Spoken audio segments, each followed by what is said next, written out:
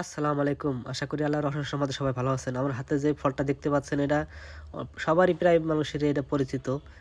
এটা হলো আমাদের এইদিকে একেক দিকে একেক রকমের নাম থাকে। আমাদের এদিকে এটারে আপনার কপালটুনি বলে, তারপরে ফটকা বলে, একেকজনে একেক নামে ডাকে আরকি।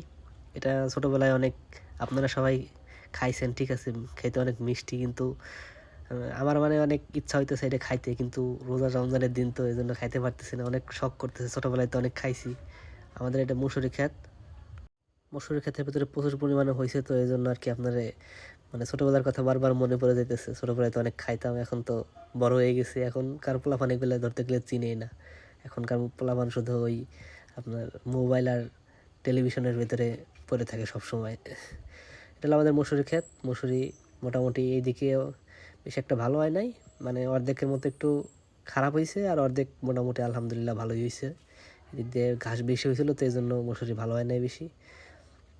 আর ওইভাবে যোগাল যত্ন পরিচর্যাও করা হয় নাই, এই জন্য আর কি মেন সমস্যা। যাই হোক, এদিক দিয়ে মোটামুটি ভালোই হয়েছে দেখা যাইতেছে। দেখলাম আর কি যতটুকু, আলহামদুলিল্লাহ যতটুকু হয়েছে ভালোই হয়েছে। এই পাশে যেটুকু খারাপ ছিল, খারাপ হয়েছে, ওইটুকু মোটামুটি উঠানো হয়ে গেছে। আমার বারবার খালি এইটুকের মানে এই ফলের কথা বারবার মনে পড়ে যাইতেছে, এই জন্য বারবার আপনাদের দেখাইতেছে। এটা খাইতে মন চাইতেছে আমার অনেক, কিন্তু রোজার দিন তো এই জন্য খাইতে পারতেছে না। অনেক ইচ্ছা হয়েছে খাইতে। যাই হোক, প্রচুর পরিমাণে হয়েছে, যেহেতু মশারি বেশি একটা ভালো হয় না, এই জন্য এই গাছই বেশি একটা হয়েছে। অনেকের ছোটবেলার কথা মনে পড়ে যেতেছে এটুকু দেখে, ঠিক আছে?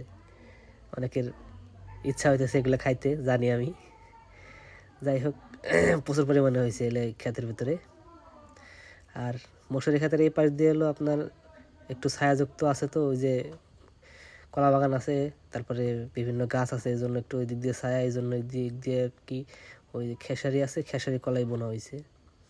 এগুলো এখনো পাকে নাই, অনেক কাঁচা। মশারি পেকে গেছে আর কি, কিন্তু এগুলো এখনো হয়তো বা 1 সপ্তাহ 10 দিন সময় লাগবে এগুলো পাকতে।